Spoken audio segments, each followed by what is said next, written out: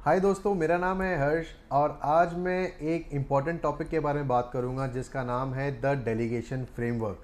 तो समय बर्बाद करे बगैर स्टार्ट करते हैं टॉपिक में डायरेक्टली। ओके, तो अब हम शुरू करते हैं जिसको हम बोलते हैं अपना टास्क डेलीगेशन फ्रेमवर्क।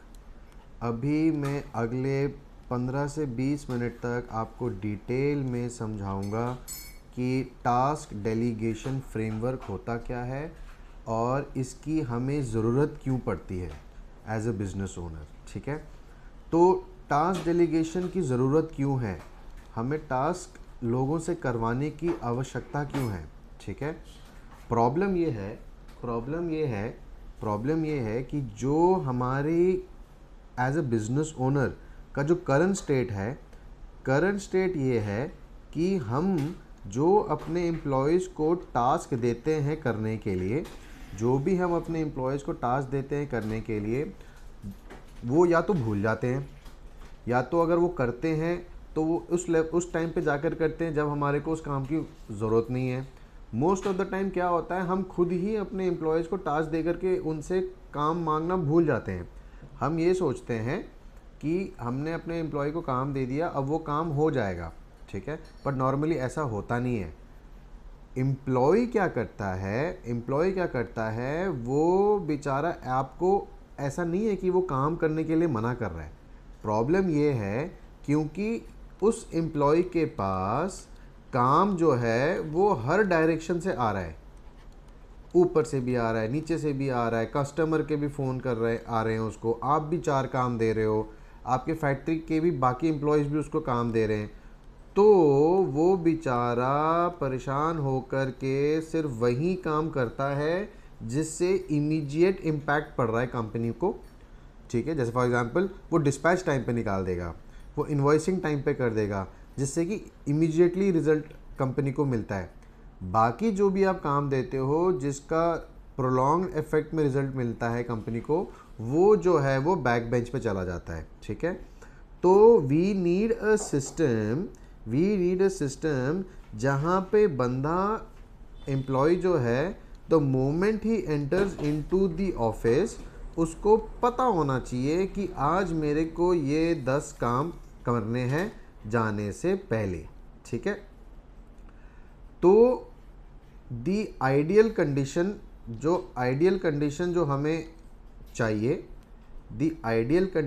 हमें चाहिए वो ये है जो मैंने आपको यहाँ पे बताया कि एक अच्छा इन्वायरमेंट बना रहे, कोई आपस में तू मैं नहीं हो, सबको पता है कि मुझे आज ये 10 काम करने हैं, मुझे आज ये 15 काम करने हैं, मुझे 20 काम करने हैं। 9:30 जब लोग ऑफिस में आएँ तो उनको काम पता हो, और 6 o'clock जब वो जाएं तो वो सारे कामों पे done done done done done done करके चले जाएं। सो this is the idea of having a delegation system. अब आप ये देखिए, हमें इधर से यहाँ पे आना है, but we can not come directly. ठीक है, मतलब हमें इस सिचुएशन से उठ करके इस सिचुएशन पे आना है, तो हम सीधा नहीं कर सकते। अब कैसे करेंगे? तो there is a series of steps we need to take to come from this stage to this stage. ठीक है, और वो जो सीरीज ऑफ स्टेजेस हैं वो मैं आपको आने वाले 10 मिनट 15 मिनट में डिटेल में समझाऊंगा, जिसकी वजह से आपका बिजनेस का delegation system completely on track हो जाएगा और आपके बिना बोले आपकी टीम काम करने लग जाएगी। ओके, तो इट इज़ क्लियरली अंडरस्टूड। जो मैंने अभी तक जो आपको ब्रीफिंग दी, इससे हमें ये समझ में आता है कि हमारी छोटी दुकान हो या हमारे पास 100 आदमी की फैक्ट्री हो या हमारे कंपनी में 1000 आदमी हो। ठीक है, we need to have a system where everybody should know what work is to be done and when is it should be done. ठीक है, तभी जो बिजनेस ओनर है, ये बिजनेस के डेली वर्किंग से अपना फोकस हटा करके ग्रोथ के ऊपर काम कर पाएगा। ठीक है, एज अ बिजनेस ओनर हमारे को डेली की वर्किंग से बाहर निकलना है और ऐसे एवेन्यूज़ ढूंढने हैं कि जिससे कि मान लो हमारा बिजनेस अभी अगर 10 करोड़ का बिजनेस कर रहा है, तो मैं ऐसा क्या करूं जिससे कि अगले साल 15 करोड़ होने लग जाए। ठीक है, ये होगा तभी जब आप डे टू डे वर्किंग से हम अपने बाहर निकलेंगे। ठीक है, but day to day working से निकलने के लिए we need to have a delegation framework. आपको मैं एक एग्जांपल देता हूँ। आपने बहुत सारे मॉल्स में शोरूम्स देखे होंगे, जैसे कि मीना बाज़ार। ठीक है, आपने एडिडास के शोरूम देखे होंगे, आपने मैकडॉनल्ड्स देखा होगा मॉल में। ऐसे पूरी दुनिया में सैकड़ों शोरूम्स होंगे इन सब के। ठीक है, आपने कभी भी मीना बाज़ार में ऐसा देखा है कि किसी गमले में पानी नहीं डला हुआ? आपने देखा है कि एडिडास में किसी स्टोर में जूते रखने का सिस्टम जो है वो अलग तरीके से रखा हुआ है? आपने देखा मैकडॉनल्ड्स में कि भाई कहीं पे बर्गर का टेस्ट कुछ आ रहा है, कहीं पे बर्गर का टेस्ट कुछ आ रहा है? ऐसा नहीं होता। वो क्यों होता है ऐसा? क्यों होता है ऐसा? बिकॉज उनका जो ये डेलीगेशन का फ्रेमवर्क है, इट इज़ वेरी रोबस्ट। मतलब मीना बाज़ार में हर आधे घंटे में अगर स्वीपिंग होनी है शोरूम की, तो फिर वो होनी है। मैकडॉनल्ड्स में अगर एवरी 1 आवर 30 मिनट्स में अगर मान लो फ्राइज़ का अगर ऑयल चेंज करना है, तो फिर वो चेंज करना है। ओनर जा के थोड़ी बोलता है कि भाई ऐसे करो, ऐसे करो, ऐसे करो। It is a framework. एक बार बैठ करके इसको सेट कर दिया और उसके बाद ही कंटिन्यूसली चलता जा रहा है। तो हमें समझना ये है कि ये इसकी इम्पोर्टेंस हमें जानना है कि भाई ये है तो ज़रूरी। ठीक है, नाउ मैं अब इसके इम्पोर्टेंस के ऊपर मैंने एम्फेसिस ले कर दिया। अब मैं बताऊंगा कि ये हमें करना कैसे है। ठीक है, शुरू करने से पहले मैं आपको बताता हूं कि हमारे pass on a daily basis 4 तरीके के काम होते हैं। ठीक है, जो कि आइजनहावर मैट्रिक्स में बहुत अच्छे से एक्सप्लेन किया हुआ है। मैं आगे आपको बताता हूं। ये है हमारा आइजनहावर मैट्रिक्स। ठीक है, इसके अंदर 4 तरीके के काम होते हैं जो हर बिजनेस ओनर अपने सुबह 9 बजे से लेकर के रात के 9 बजे तक वो करता है। ठीक है, और ये इस तरीके से बटे हुए होते हैं 4 क्वाड्रेंट में। ठीक है, पहला क्वाड्रेंट जो होता है, जो कि इम्पॉर्टेंट होता है एंड अर्जेंट होता है। ठीक है, ये क्वाड्रेंट 1 में जितने भी टास्क होते हैं, ये बिजनेस ओनर को सबसे पहले सारे काम छोड़ करके करने चाहिए। ठीक है, सेकंड क्वाड्रेंट का मतलब ये है कि it is important and it is at the same time not urgent. Important है, नॉट अर्जेंट है। तो इसका मतलब ये है कि ये काम उसको आज नहीं करना, फ्यूचर में कभी करना है, तो वो इसको शेड्यूल करेगा। मतलब भाई मैं आज मंडे में बैठा हूँ तो मैं फ्राइडे को करूँगा, या आज 1 तारीख है तो मैं 10 तारीख को करूँगा। ज़रूरी है बट आज ज़रूरी नहीं है, फ्यूचर में ज़रूरी होगा, मैं इसको बाद में करूँगा। क्वाड्रेंट नंबर 3 है। क्वाड्रेंट नंबर 3 का मतलब ये होता है कि it is not important and it is urgent. ठीक है, ये जो क्वाड्रेंट के सारे टास्क हैं, ये आपको अपने एम्प्लॉयज़ को डेलीगेट करने चाहिए। ठीक है, so this is the quadrant which we are focusing on today. ठीक है, क्वाड्रेंट नंबर 4 जो है, वो क्वाड्रेंट नंबर 4 क्या बोलता है कि भाई it is not important and not urgent. इसको आप कर दो अपनी टू डू लिस्ट से डिलीट।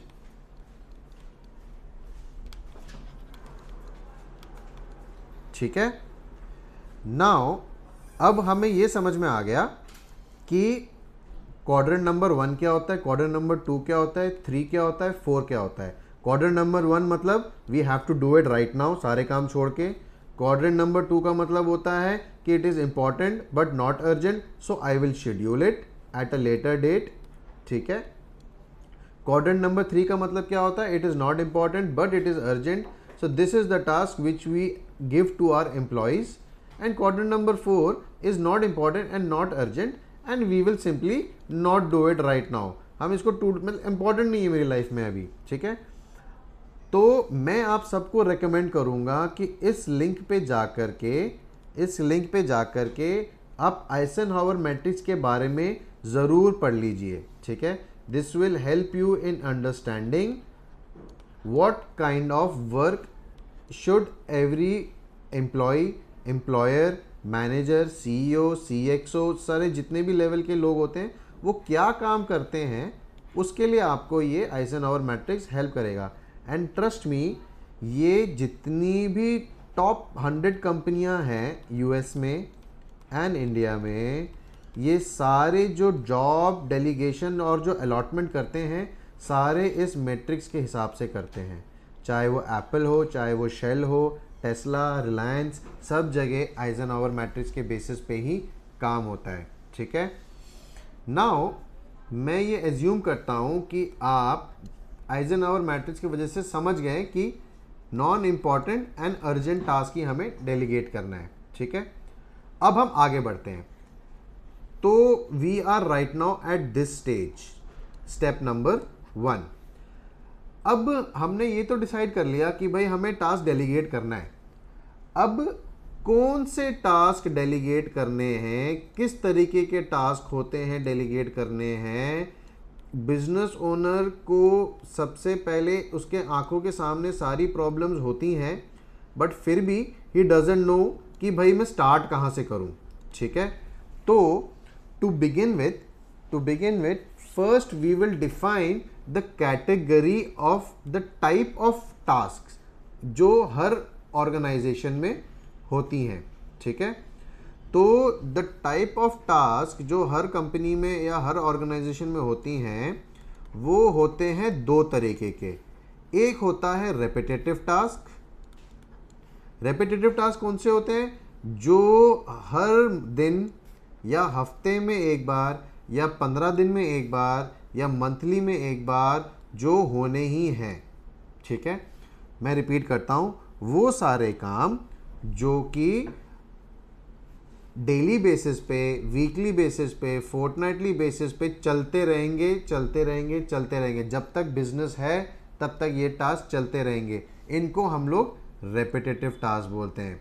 फॉर एग्जाम्पल महीने की 20 तारीख को जीएसटी पे करना है, हर महीने करते रहना है, that is a repetitive task. तो वो टास्क, रेपिटेटिव टास्क आपके अकाउंट्स टीम का बन जाता है, ठीक है। फॉर एग्जाम्पल एक एग्जाम्पल और देता हूँ, वॉशरूम की क्लीनिंग सुबह, दोपहर, शाम को 3 बार होनी है, ठीक है। That is a daily repetitive task. तो वो टास्क आपका हाउसकीपिंग के लिए रेपिटेटिव टास्क बन जाता है, ठीक है। फॉर एग्जाम्पल आपका एक शोरूम है और आपके शोरूम में आपका सीसीटीवी मॉनिटरिंग जो हो रही है वो रिकॉर्ड हो रहा है, ड्राइव में सेव हो रही है कि नहीं हो रही है, ये हम हर 3 घंटे में चेक करेंगे। That is a daily repetitive task, ठीक है।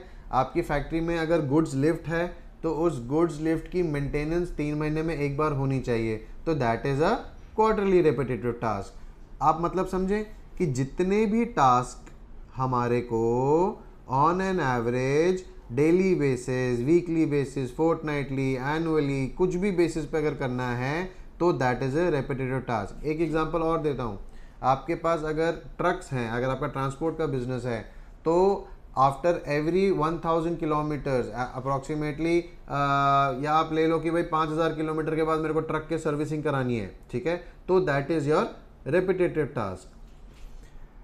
दूसरा हो जाता है वन टाइम टास्क। दूसरा टास्क हो जाता है वन टाइम टास्क, ठीक है। वन टाइम टास्क वो होता है जो आज तो मैंने करा, दोबारा उसका नंबर कब आएगा उस टास्क का आई डोंट नो, ठीक है। फॉर एग्जाम्पल मैंने अपनी सेल्स टीम को बोला कि भाई इस पर्टिकुलर कस्टमर को कुछ प्रॉब्लम है, उसको डिलीवरी का स्टेटस जानना है, आप प्लीज़ प्रोडक्शन के साथ अलाइन करके कस्टमर को स्टेटस दे दीजिए, ठीक है। So this is a one time task, ठीक है। एक वन टाइम टास्क ये हो सकता था कि मैंने अपने परचेज की टीम को बोला कि भाई जो आपने पीओ दिया है एक पर्टिकुलर वेंडर को, आप उससे एक बार फॉलो अप लेकर के मुझे बताओ कि उस मटेरियल का स्टेटस क्या है, ठीक है। ऐसे ऐसे वन टाइम टास्क एक बिजनेस ओनर के पास दिन में बहुत सारे इकट्ठे हो जाते हैं, ठीक है। वो भी तो कोई ट्रैक करने की जिम्मेदारी होनी चाहिए ना किसी की, ठीक है। तो दो टाइप के टास्क होते हैं, मैं रिपीट कर रहा हूँ, एक होता है रेपिटेटिव टास्क, एक होता है वन टाइम टास्क। ये दोनों मैंने आपको एग्जांपल्स के साथ अच्छे से एक्सप्लेन कर दिए हैं, ठीक है। अब आपको इस स्टेज पे करना क्या है, इस स्टेज पे करना क्या है, एक छोटी सी एक मीटिंग कंडक्ट कीजिए विथ योर टॉप 10% एम्प्लॉयज़, जो मैनेजर लेवल के लोग हैं, ठीक है। उनके साथ एक मीटिंग कंडक्ट कीजिए। मीटिंग कंडक्ट करने के बाद give them a blank piece of paper and a pen, ठीक है। इनको एक ब्लैंक पीस ऑफ पेपर दीजिए और एक पेन दीजिए और इनको रिक्वेस्ट कीजिए कि भाई आप मेरे को सब बताओ कि सुबह 9 बजे से लेकर के शाम के 6 बजे तक आप लोग क्या क्या टास्क कंपनी के अंदर करते हैं, ठीक है। You will be astonished to know कि जो टास्क, जो अलॉटमेंट आपने की है या इन लोगों ने अपने ऊपर टास्क ले लिए हैं, इट इज़ ऑल हैपहज़ार्ड, ठीक है। किसी एम्प्लॉय का तो पूरा 9 to 6:30 पूरा फुल बुकड होगा, कोई कोई बंदा जो है वो फ्री भी होगा इसके अंदर, ठीक है। तो इससे लेकिन आपको ये पता चल जाएगा कि मेरे पास कंपनी में कितने तरीके के काम मेरे एम्प्लॉयज़ करते हैं, ठीक है। दूसरा, मेरे कितने एम्प्लॉयज़ के पास कितना काम का लोड है, ये दो चीज़ें आपको पता चल जाएंगी, ठीक है। इससे आपको एक गूगल शीट पे या एक नोटपैड पे सारे टास्क की एंट्री आप एक जगह पे कर लीजिए, ठीक है। अब इसको यूज़ कहाँ करना है वो मैं आपको आने वाले स्टेजेस में बताऊंगा, ठीक है। तो विद दिस पॉइंट हमारा जो स्टेप नंबर 1 है वो क्लियर हो जाता है। स्टेप नंबर 1 क्या था? Define the category of task, ठीक है। अब हम स्टेप नंबर 2 की तरफ चलते हैं, ठीक है। अब हमने स्टेप नंबर 1 में जो टास्क हैं वो आइडेंटिफाई तो कर लिए, जो मैंने आपको यहाँ पे कहा था कि एक नोटपैड पे आप इसको एंट्री कर लीजिए। अब मेरे को एक सिस्टम चाहिए जिन सिस्टम्स की वजह से ये टास्क मैं एम्प्लॉयज़ को असाइन कर सकूं, ठीक है। मतलब मेरे पास ये एक टास्क का पूल है, दुनिया भर के टास्क होते हैं किसी भी ऑर्गेनाइजेशन में, thousands and thousands of task होते हैं, और ये मेरे पास एम्प्लॉयज़ हैं, ठीक है। एम्प्लॉय 1, एम्प्लॉय 2, अकाउंट्स वाला भी है, मेंटेनेंस वाला भी है, HOD भी हैं, परचेज की टीम भी है, सेल्स की टीम भी है। अब मेरे पास ये है, मेरे पास टीम है, मेरे को अब एक सिस्टम चाहिए जिसकी मदद से मैं ये टास्क लोगों को अलॉट करना शुरू करूं। अब आप बोलेंगे इसकी क्या ज़रूरत है? इसकी ज़रूरत है, मान लेते हैं कि आज ये मेरा जो पर्टिकुलर एम्प्लॉय है इसके पास ये टास्क हैं करने के लिए, ये अब जब छोड़ के जाता है, ये जब छोड़ के जाता है और इसके बदले में एक नया एम्प्लॉय आता है, तो इसके जितने भी टास्क हैं ये सारे इसको ट्रांसफ़र हो जाएं स्मूथली, इसलिए इसके टास्क को हमें बांधना ज़रूरी है, ठीक है। छोटा बिजनेस ओनर जो होता है वो एम्प्लॉयज़ को, नॉन परफॉर्मिंग एम्प्लॉयज़ को इसलिए निकालने से डरता है क्योंकि उसको लगता है कि यार चल ठीक है, बंदा परफॉर्म तो नहीं कर रहा, अच्छा परफॉर्म तो नहीं कर रहा, बट जितना कर रहा है ठीक तो है, ठीक है। अब नया आदमी आएगा, मैं उसको सिखाऊंगा, वो मेरा 6 महीने दिमाग खाएगा, तो इससे बेटर ये है कि यार मैं इसी को चलाता हूँ, ठीक है। बट जब आप टास्क को ऐसे ऐसे करके एलोकेट कर दोगे और अगर मान लो मेरा रिसोर्स चेंज हो जाता है after certain point in time, तो मुझे कुछ ज़्यादा कुछ नहीं करना, बस इसके टास्क की लिस्ट को इसको दे देना है और इसको बोलना है with a small level of training, ठीक है, कि आप इसको काम को स्टार्ट करो, ठीक है। अब ये सारा मैंने बड़ा इजीली बोल दिया है, बट ये सब करना कैसे है वो मैं सब आपको आने वाले वीडियो में और इस वाले वीडियो में भी इसका एक ब्रीफ इंस्ट्रक्शन दे दूंगा, ठीक है। तो मैंने कहा था कि ये काम का एक डायरेक्टरी बनानी है, एक पूल बनाना है, तो हम ये कैसे करेंगे, ठीक है। तो हमें गूगल शीट की मदद लेनी होगी और गूगल शीट की मदद से एक टास्क डायरेक्टरी टेम्पलेट बनाना होगा।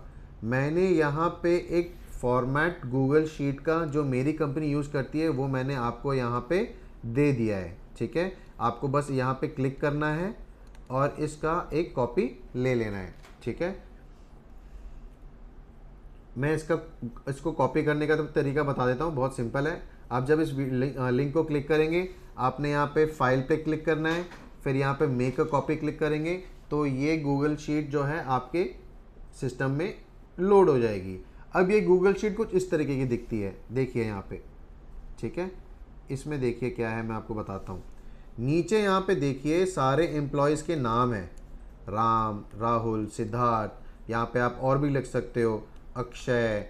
यहाँ पे आप लिख सकते हो सिमरन। यहाँ पे आप लिख सकते हो पूजा। यहाँ पे आपने बस ये टैब को क्लिक करना है और एम्प्लॉय का एक एक टैब बनाते जाना है, ठीक है। अगर आपके पास 50 आदमी है तो 50 टैब्स बन जाएंगे, 100 आदमी है तो 100 टैब्स बन जाएंगे, ठीक है। अब फॉर एग्जांपल मैं राम की बात करता हूँ, ठीक है। राम के पास जितने भी टास्क हैं उन सब की मैंने यहाँ पे एक लिस्ट बना ली, ठीक है। फॉर एग्जांपल कि भाई अटेंडेंस रिपोर्ट बना, कंपनी की गाड़ी में पेट्रोल चेक करना है, कंपनी की वेबसाइट वर्क कर रही है कि नहीं कर रही है वो चेक करना है, मेरी यूट्यूब कंपनी के जो यूट्यूब चैनल है उस पर कितने लोग कमेंट कर रहे हैं आप उसकी रिपोर्ट बनाएंगे, एक ईमेल जितनी भी आपके ईमेल ओनर के ईमेल आईडी पे जितनी भी मेल आई है उसकी आपको समरी रिपोर्ट बनानी है, वेंडर की पेमेंट्स आपको करनी है। तो ऐसे करके सारे एम्प्लॉय के जितने भी टास्क हैं आप यहाँ पे लिस्ट कर दीजिए, यहाँ पे टास्क का आईडी डाल दीजिए और टास्क की फ्रीक्वेंसी मैप कर लीजिए, ठीक है। फ्रीक्वेंसी का मतलब क्या होता है कि ये टास्क कब कब कितनी जल्दी जल्दी करना होगा। जैसे for example make attendance report. अब अटेंडेंस एक ऐसी चीज़ है जो हमें ऑन अ डेली बेसिस करनी है, तो इसकी फ्रीक्वेंसी क्या हो गई, डेली। अब डेली तो हमने बोल दिया, डेली का मतलब क्या है, Monday, Tuesday, Wednesday, Thursday, Friday, Saturday, ये तीनों दिन आपको रोज करना है काम, ठीक है। Check petrol in company vehicle, ये आपको वीकली करना है on Wednesday. Check if the company website is working और नॉट, ये आपको डेली करना है, Monday, Tuesday, Wednesday, Thursday, Friday, Saturday. Check YouTube videos comments and give a report to the director, ये आपको वीकली करना है on a Friday. Prepare email summary, ये आपको वीकली करना है ट्यूसडे को। मेक वेंडर पेमेंट्स, ये आपको मंथली करना है on the last Saturday.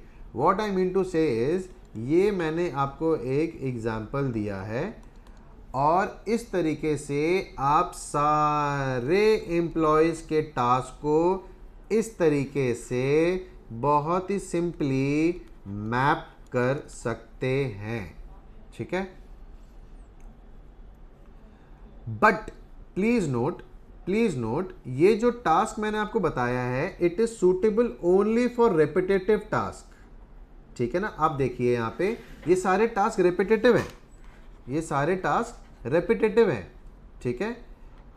Repetitive nature है इन सब टास्क का। तो अगर किसी भी एम्प्लॉय के पास अगर रेपिटेटिव टास्क अगर है तो हम सिर्फ इस शीट के लिए यूज करेंगे, ओनली फॉर रेपिटेटिव टास्क, ठीक है।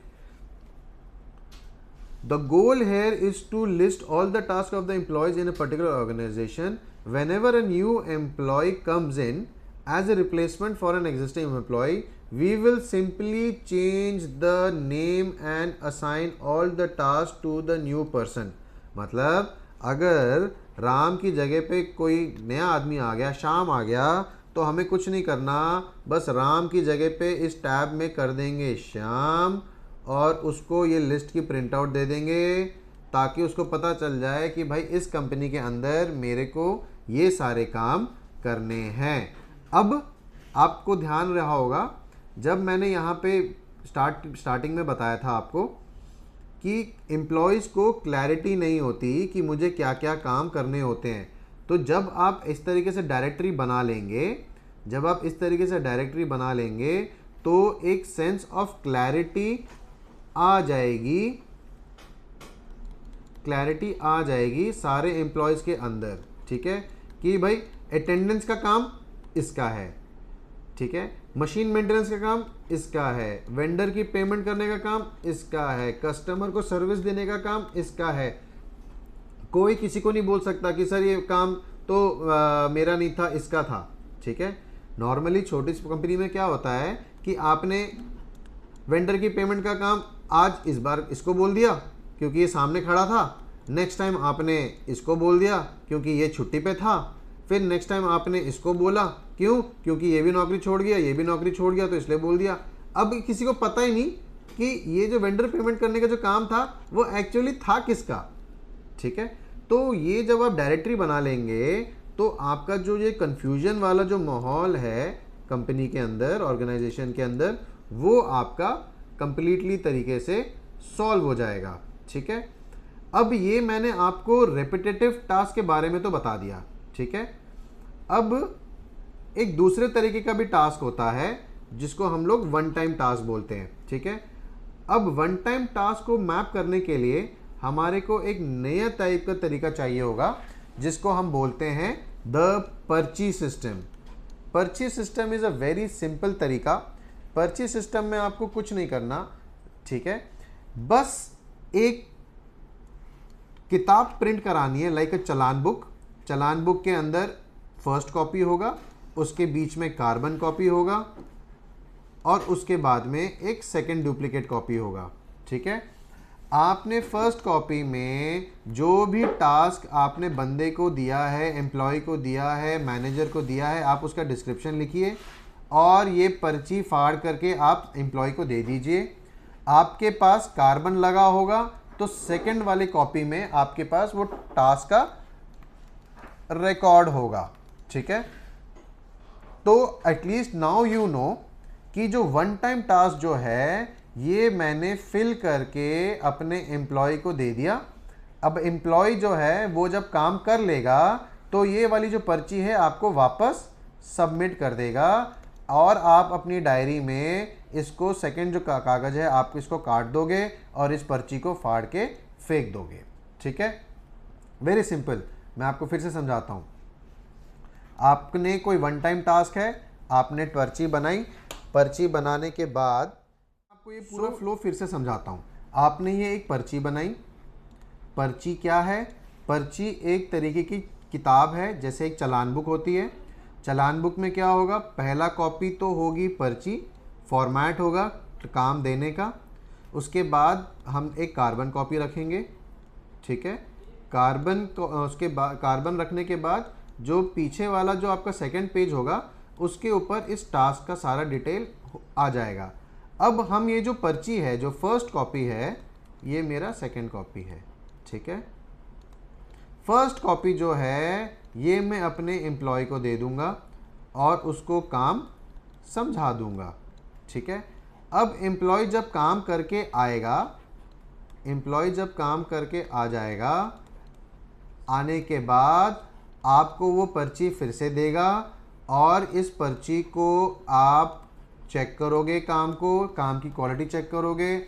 सब कुछ ओके मिला तो मिलने के बाद इस पर्ची को आप स्क्रैप कर दोगे और अपने इस चालान बुक में जो सेकंड कॉपी है उसको ऐसे करके क्रॉस कर दोगे, ठीक है। इसका मतलब क्या हुआ? भाई मैंने टास्क दिया, एम्प्लॉय ने टास्क किया, करके मेरे पास आया, मैंने रिव्यू किया और रिव्यू करने के बाद काम को कैंसिल कर दिया। तो at the end of the day जब आप ये किताब को जब आप खोलोगे तो सारे टास्क पे ऐसे कट कट कट कट आपको मिलना चाहिए, ठीक है, ठीक है। तो दिस इज द पर्ची सिस्टम। पर्ची सिस्टम का जो फॉर्मेट है वो मैंने इसके अंदर आपको दिया है। Let me show you. जो पर्ची सिस्टम का जो फॉर्मेट है वो ये है पर्ची सिस्टम, ठीक है। ये फॉर्मेट आप ले सकते, ले लीजिए, आप ले लेना और इसके अंदर इस तरीके से आप पर्चियों को प्रिंट करवा लेना। Task serial number, task assign to, name, plan completion date कि भाई आप ये काम कब चाहते हो कि आपको करके मिले, और जब वो काम करके ले आए तो एक्चुअल कंप्लीशन डेट। ठीक है, यहाँ पे एम्प्लॉय का साइन, यहाँ पे मैनेजर या ओनर का साइन। इस तरीके से ये इस फॉर्मेट, दिस इज़ वन पर्ची, ये जो एक ब्लॉक है ये एक पर्ची है। ठीक है, तो इस तरीके से आप इसको आगे कर सकते हैं। अब हम स्टेप 3 पे आते हैं। देखो धीरे धीरे वी आर प्रोग्रेसिंग, धीरे धीरे वी आर प्रोग्रेसिंग। पहले हमने टास्क को डिफाइन किया, अब उसके बाद हम किस तरीके के काम होते हैं उनको डिफाइन किया। अब ये काम हो रहा है कि नहीं, ये काम हो रहा है कि नहीं, ये कौन चेक करेगा। ठीक है भाई, हमने एम्प्लॉय को टास्क बनाया, इतनी मेहनत करी, एम्प्लॉय को टास्क दिया। ठीक है, और एम्प्लॉय टास्क को डन कर रहा है या नहीं कर रहा है, हाउ डू वी नो। अगर इस टास्क को करने में अगर इस पर्टिकुलर एम्प्लॉय को कोई प्रॉब्लम आ रही है तो फिर वो किसके पास जाएगा, वो वापस बिजनेस ओनर के पास आएगा। तो बिजनेस ओनर बोलेगा भाई तू रहने दे, इससे अच्छा तो मैं ही कर लेता। ठीक है, तो टास्क के होने का कंप्लायंस कर, लोगों एम्प्लॉय टास्क सिस्टम को सही से फॉलो कर रहे हैं कि नहीं कर रहे हैं, उसके लिए हमें कुछ छोटी मोटी चीज़ों को और इम्प्लीमेंट करना पड़ेगा। ठीक है, मैं आपको बताता हूँ। वी हैव नाउ, अभी की सिचुएशन क्या है, we have a list of all employees with the task, जो उनको करना है रेपिटेटिव मैनर में या वन टाइम फैशन में। काम की लिस्ट हमारे पास तैयार है, एम्प्लॉय की लिस्ट हमारे पास तैयार है, हमने उनको दे भी दिया करने के लिए काम। ठीक है, now we have to find a way where all the employees do their task without the business owner following up. ठीक है, अगर टास्क देने के बाद अगर बिजनेस ओनर को ही हर एम्प्लॉय के साथ फॉलो अप करना पड़ रहा है तो फिर सिचुएशन तो घुमा फिरा के वही रही। ठीक है, तो we need a system where business owner is not following up। हमें ये नहीं करना। ठीक है, इससे बचने के लिए हमें एक अपनी कंपनी में एक पोजीशन क्रिएट करनी पड़ेगी और एक सिस्टम कोऑर्डिनेटर नाम का एक डेजिग्नेशन क्रिएट करना पड़ेगा, जिसको हम लोग SC बोलते हैं, सिस्टम कोऑर्डिनेटर। ये सिस्टम कोऑर्डिनेटर क्या करेगा या करेगी, रोज सुबह 9:30 बजे जितने भी एम्प्लॉयज़ हैं उन सब के आज के टास्क को एक गूगल शीट में डालेगी और एम्प्लॉयज़ को व्हाट्सएप, ईमेल या प्रिंट आउट निकाल करके हाथ में इनको दे देगी।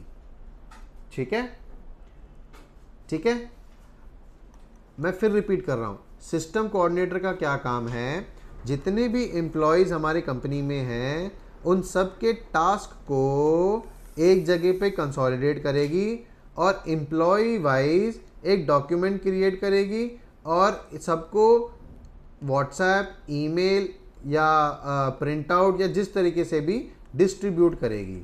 ठीक है, टास्क नंबर 1। टास्क नंबर 2, ठीक है, टास्क नंबर 2 ये है कि she will make regular calls at regular intervals to every employee. ठीक है, और वो टास्क हुआ कि नहीं हुआ वो सारे एम्प्लॉयज से पूछेगी। ठीक है, अब आप बोलोगे सर लोग तो मेरे को जवाब नहीं देते तो सिस्टम कोऑर्डिनेटर को क्या जवाब देंगे। ठीक है, तो सिस्टम कोऑर्डिनेटर ऐसे बोलेगी, उसके पास एक पिच होगी। पिच ये होगा, सिस्टम कोऑर्डिनेटर विल से कि राम सर आपके आज के सारे टास्क 10 टास्क में से 5 टास्क हो गए हैं, 5 टास्क अभी भी पेंडिंग हैं। सर मुझसे, MD सर मुझसे स्टेटस मांग रहे हैं, मैं उनको क्या जवाब दूं। ठीक है, वो ये बोलेगी कि राघव सर शाम के 6, 6:30 बजने वाले हैं सर, अभी भी ये 3 टास्क आपके पेंडिंग आ रहे हैं।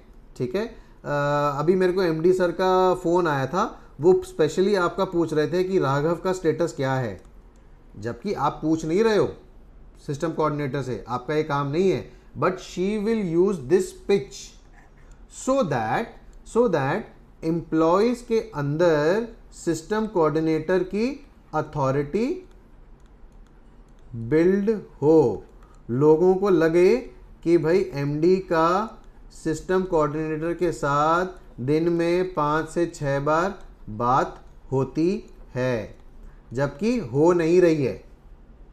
ठीक है, अगर ये सिस्टम कोऑर्डिनेटर ऐसे बात नहीं करेगी तो people will not take her seriously और आपका सारा सिस्टम फेल हो जाएगा। ठीक है, करेक्ट। अब आप बोलोगे कि सर सिस्टम कोऑर्डिनेटर आपने बोला है हायर करने के लिए, अब सिस्टम कोऑर्डिनेटर कहाँ से हायर करूँ? ठीक है, सिस्टम कोऑर्डिनेटर आप किसी भी रिक्रूटमेंट एजेंसी से आप हायर कर सकते हैं और उसका जॉब डिस्क्रिप्शन मैंने इस गूगल शीट पे दिया हुआ है। मैं आपको इसका जो जॉब डिस्क्रिप्शन है, इस लिंक पे आप क्लिक करेंगे तो यहाँ पे इस तरीके से इसका जॉब डिस्क्रिप्शन देखो मैंने दिया हुआ है, सारा डिटेल में दिया हुआ है। आपको बस ये जॉब डिस्क्रिप्शन अपने रिक्रूटर को फॉरवर्ड कर देना है, वो आपके लिए कोऑर्डिनेटर ढूंढ के ले आएंगे। ठीक है, now we are at the final step. ठीक है, फाइनल स्टेप को शुरू करने से पहले अभी तक हमारे हाथ में है क्या क्या? अभी तक हमारे हाथ में है क्या क्या? हमारे हाथ में सारे टास्क की लिस्ट है। इस लिस्ट को हमने 2 पार्ट में डिवाइड कर रखा है, रेपिटेटिव टास्क और वन टाइम टास्क। फिर हमने एक गूगल शीट में सारे टास्क को एम्प्लॉय के वाइज डिस्ट्रीब्यूट कर लिया। डिस्ट्रीब्यूट करने के बाद एक सिस्टम कोऑर्डिनेटर भी हायर कर लिया। ठीक है, और सिस्टम कोऑर्डिनेटर जो है वो सारे एम्प्लॉयज़ के साथ कांस्टेंट टच में रह करके काम करवा रही है। ठीक है, आपको मैं एक एडवांस टिप देता हूं, कई बार क्या होगा, कई बार क्या होगा, एक एम्प्लॉय को एक टास्क मिला, पीसी ने सिस्टम कोऑर्डिनेटर ने इसके साथ फॉलोअप किया। सिस्टम कोऑर्डिनेटर ने जब फॉलोअप किया तो ये साहब बोलते हैं मेरे को टास्क को करने में एक इशू आ रहा है, साहब को बोल दो, एमडी सर को बोल दो कि ये टास्क नहीं हो पाएगा। ठीक है, नॉर्मली एम्प्लॉय ये क्यों बोलता है? ठीक है, क्योंकि जब आप किसी काम के लिए अब आप जब इशू बोल देते हैं कि भाई काम में ये इशू आ रहा है, इसका मतलब टास्क जो है वो उसके हिसाब से डन हो गया। ठीक है, work not done plus a बहाना is equal to work done. ये एक यूनिवर्सल ट्रूथ है फॉर ऑल द एम्प्लॉयज। हम लोग भी करते हैं, बिजनेस ओनर्स भी करते हैं इस तरीके से, ऐसी बात नहीं है, वो भी इंसान है, हम भी इंसान है, हम भी ये करते हैं। तो टास्क हुआ, टास्क नहीं हो पा रहा है, किसी कारण से बंदा लेट चल रहा है, कोऑर्डिनेटर ने इससे बात करी, इसने बोला कि जी इशू है, साहब को बोल दो ये काम नहीं होगा। जो इस केस में जो मेरा सिस्टम कोऑर्डिनेटर है, she will not call to the business owner, rather she will ask the person जो कि बहाने मार रहा है, वो ये बोलेगा या बोलेगी कि सर कोई बात नहीं, इशू आ रहा है, मैं समझ रही हूँ, बट आप मुझे बताइए कि हमारी कंपनी में आपकी प्रॉब्लम को आज अभी इमीडिएटली कौन सॉल्व कर सकता है। ठीक है, फिर ये जो साहब हैं किसी का नाम लेंगे, वो बोलेंगे कि जी शर्मा जी सॉल्व कर सकते हैं। तो कोऑर्डिनेटर क्या बोलेगी, सर 1 मिनट आप फोन पे होल्ड करो, मैं शर्मा जी को लाइन पे ले रही हूं या ले रहा हूं। शर्मा जी को लाइन पे लिया कोऑर्डिनेटर ने। अब कोऑर्डिनेटर बोल रही है कि शर्मा जी, मिश्रा जी को ये टास्क असाइन हुआ था, उनको दिक्कत आ रही है, वो कह रहे हैं कि इस प्रॉब्लम से निकलने में आप उनकी हेल्प कर सकते हैं। मिश्रा जी जरा शर्मा जी लाइन पे हैं, आप इनसे बात कीजिए प्लीज़। ठीक है, अब जब ये बात कर रहे हैं आपस में और आप बीच में बैठे हो, सिस्टम कोऑर्डिनेटर बीच में बैठा है, एक ट्रायंगल बन गया। अब ना ये झूठ बोल सकता है ना ये झूठ बोल सकता है, क्योंकि ये बीच में बंदा बैठा है, कोऑर्डिनेटर। शर्मा जी बोलेंगे कि सर ऐसे ऐसे ऐसे ऐसे कर लो, काम आपका हो जाएगा, ठीक है। उसके बाद कोऑर्डिनेटर बोलेगी सर अब आपकी प्रॉब्लम सॉल्व हो गई, अब आप काम कर लीजिए। तो ये जो कोऑर्डिनेटर है ये बहुत इंपॉर्टेंट रोल प्ले करता है, ठीक है। तो जब आप ये सिस्टम फॉलो करोगे तो ये प्रॉब्लम आपके पास आएगी, तो आपको ये वीडियो उस समय आप देख लेना, ठीक है। Now coming back to the point, topic पे आते हैं। हमारे पास लिस्ट है, रिपीटेड टास्क की लिस्ट बन गई, वन टाइम टास्क की लिस्ट बन गई, हमने गूगल शीट में डाल दिया, एम्प्लॉय वाइज कोऑर्डिनेटर को हायर कर लिया। अब एज ए बिजनेस ओनर अभी तो आप पिक्चर में हो ही नहीं, ठीक है भाई। किसी एम्प्लॉय ने ये सारा कुछ करने के बाद भी अगर टास्क को नहीं किया तो जो कोऑर्डिनेटर है वो कुछ कर थोड़ी सकती है। She can not do anything in the end, उसके पास अथॉरिटी तो है नहीं काम से निकालने की। तो एज ए बिजनेस ओनर आपको एक रिपोर्ट मिलेगी जो कि अगेन सिस्टम कोऑर्डिनेटर ही बनाएगा, और आपको हर मंडे आपके टेबल पे वो सबमिट कर देगा, ठीक है।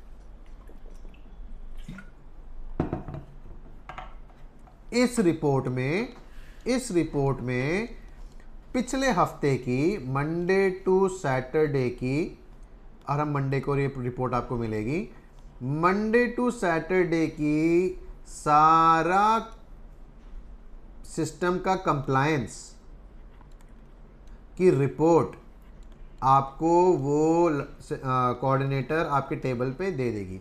अब इस रिपोर्ट में होगा क्या, ठीक है, रिपोर्ट में होगा क्या। Now we will have a list of all the tasks which are to be done. We have a person who will follow up on behalf of the employer. अब हमारे को एक सिस्टम फाइंड करना होगा जिससे कि हमारे को बिजनेस ओनर को बताना पड़ेगा कि कंपनी में काम अच्छे से हो रहा है कि नहीं हो रहा है, जैसे मैंने आपको बताया।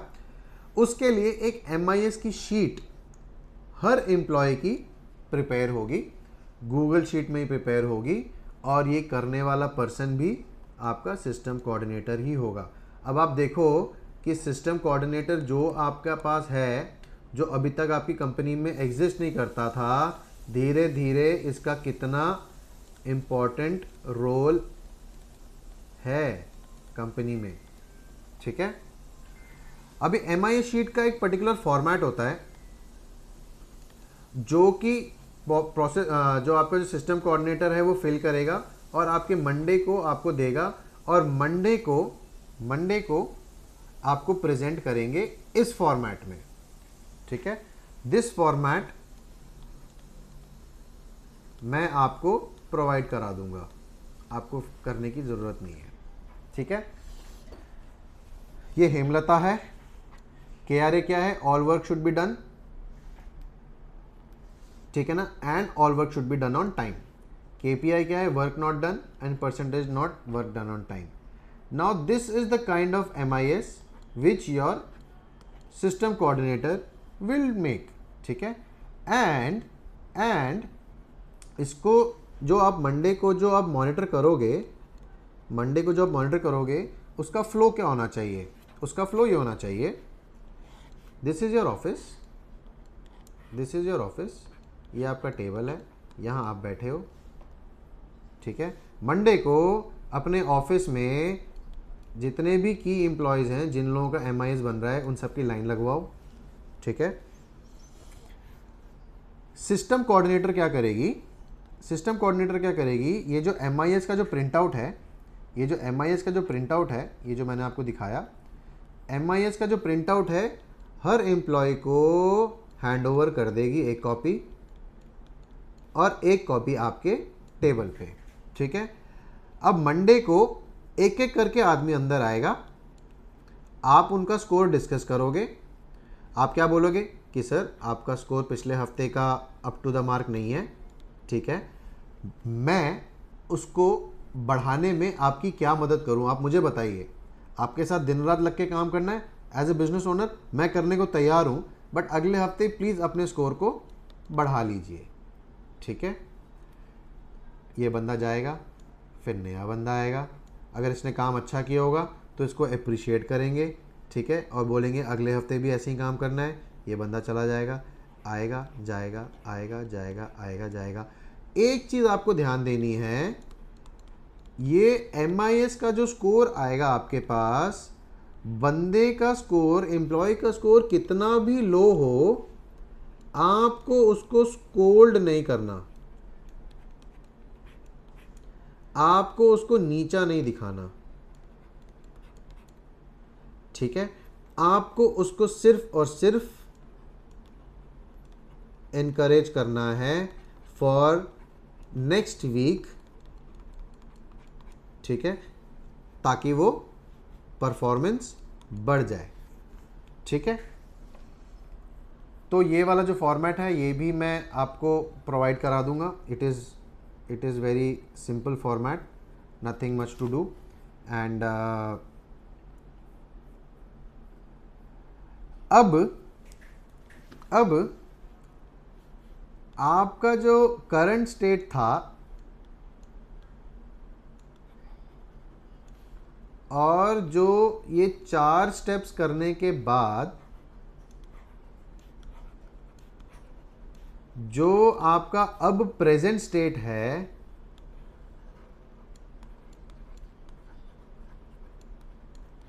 इसमें आसमान ज़मीन का फ़र्क है, ठीक है, ठीक है। तो this is the delegation framework. I request you all to implement this in your organization, ठीक है। ये जो डॉक्यूमेंट है इसका डिस्क्रिप्शन इसका जो लिंक है मैंने डिस्क्रिप्शन में डाल दिया है। You can take a copy of this, इसका आप प्रिंट आउट निकाल लीजिए, और मैंने एक कैलेंडली का लिंक भी नीचे डाल दिया है। इसको इम्प्लीमेंट करते समय कुछ भी किसी भी तरीके की दिक्कत आती है, just book a slot with me. I will sit for 35-45 minutes, 1 hour 2 hour with you, और इसको इम्प्लीमेंट करने में मेरे एंड से जो आपको हेल्प लगेगी वो मैं करूँगा। Thanks guys.